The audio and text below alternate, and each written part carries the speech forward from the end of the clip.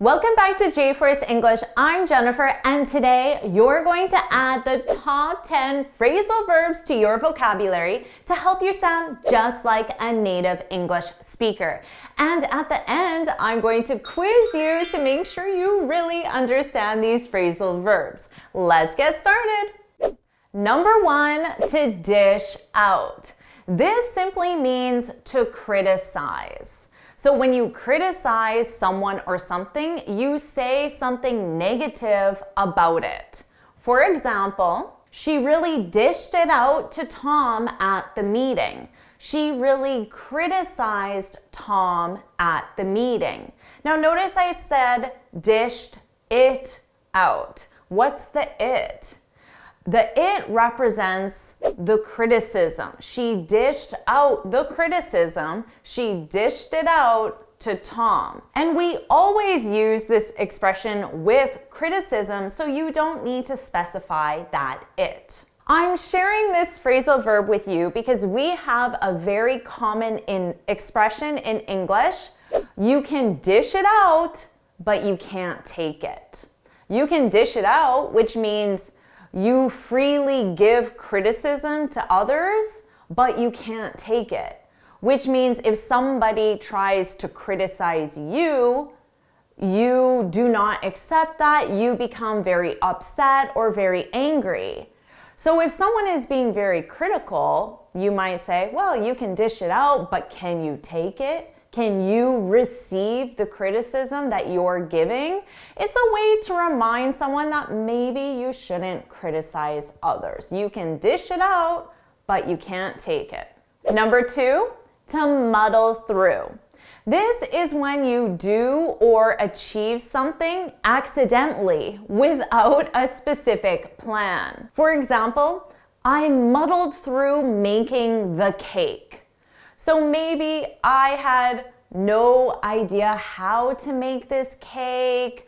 I didn't know the procedure. I didn't feel prepared. I muddled through making the cake, but it was actually quite delicious.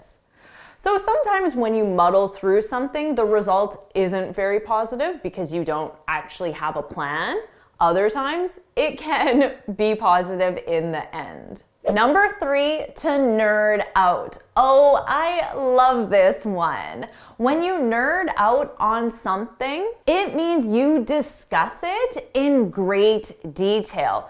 Greater detail than the average person would normally do. For example, I can nerd out on sentence structure all day. I can discuss sentence structure, English sentence structure, all day.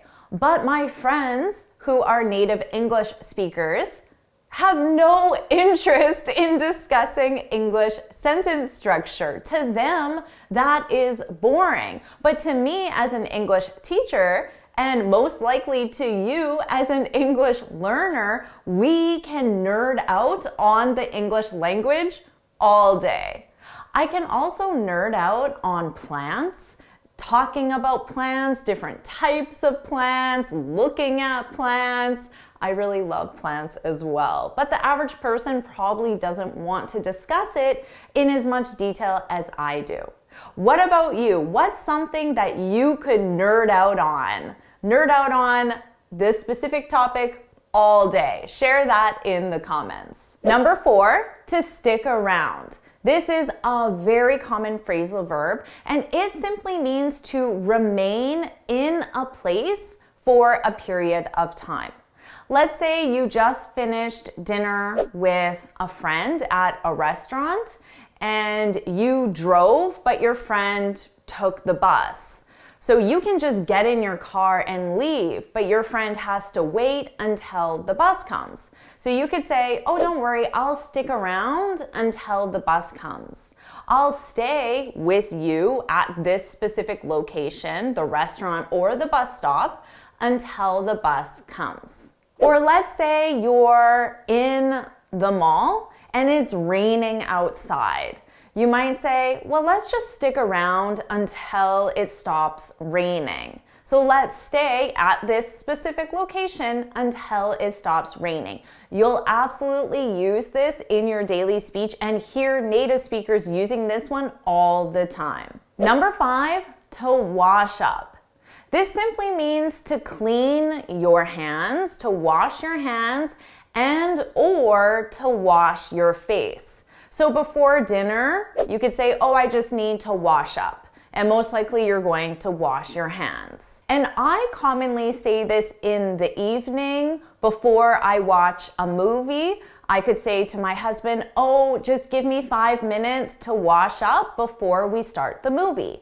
And for me, it's to wash my face because I love taking off my makeup before I watch a movie. It's a lot more comfortable. So women might use the wash up for our face more frequently. So it can be for both hands and face. Number 6, to lock up. This is when you securely close your windows and doors or entrances to your house or building. So it's another way of simply saying lock. For example, make sure you lock up before bed. And in that case, it's in your home, and that's of course good advice. But if you work in a building, someone is likely responsible for locking up at the end of the workday. So one person might be responsible for making sure that all the entrances to that building are securely closed or locked. So for example, Sally is responsible for locking up. Number 7, to yammer on. This is when you talk continuously in an annoying way. For example, I ran into Kate at the mall and she yammered on for hours and I missed my bus. So I ran into Kate. I saw Kate, but I wasn't expecting to see her. I saw her accidentally. I ran into Kate at the mall and she yammered on, oh, hi, Jennifer. I'd love to tell you about my vacation. And then 10 minutes later, she's still talking about her vacation and she doesn't realize that I'm not that interested in her vacation, or I'm just busy and need to leave. To yammer on. Number 8, to mouth off. When you mouth off to someone, you speak to that person in a disrespectful way or in an angry way. So this is something that kids, especially teenagers, do to their parents. And when I was a teenager, if I mouthed off to my parents, I would be grounded. When you're grounded, this means that certain privileges are taken away from you. So if you're grounded, maybe you can't go to the movies with your friends, you can't use the car, you can't use the computer, privileges you would normally have in the house. You're grounded. You're grounded. And as adults, we also don't want to mouth off to certain people like our boss, or an authority figure like a police officer. Is definitely not a good idea to mouth off. Number 9, to max out.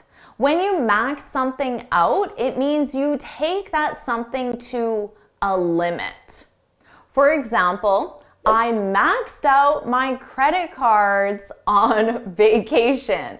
So your credit card has a limit, maybe $10,000. If you maxed out that credit card, it means that you spent $10,000, the maximum amount, the limit of that credit card.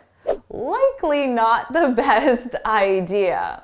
And finally, number 10, to load up on. When you load up on something, it means you consume a lot of that something, or you purchase a lot of that something for a specific purpose.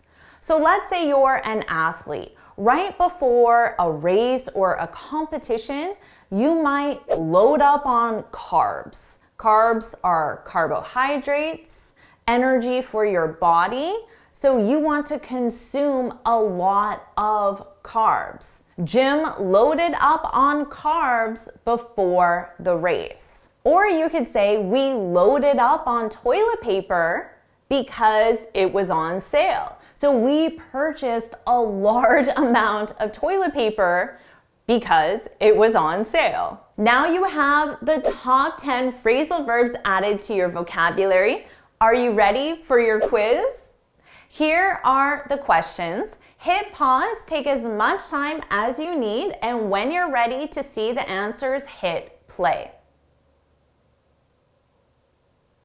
So, how did you do with that quiz? Well, let's find out. Here are the answers. Hit pause and take as much time as you need to review them. And when you're ready, hit play. So how did you do with that quiz? Make sure you share your score in the comments below and share your favorite phrasal verb from this list. And why not try an example sentence with your favorite phrasal verb? Do that in the comments. And you can get this free speaking guide where I share 6 tips on how to speak English fluently and confidently. You can click here or look for the link in the description below. And you can keep improving your vocabulary with this lesson right now.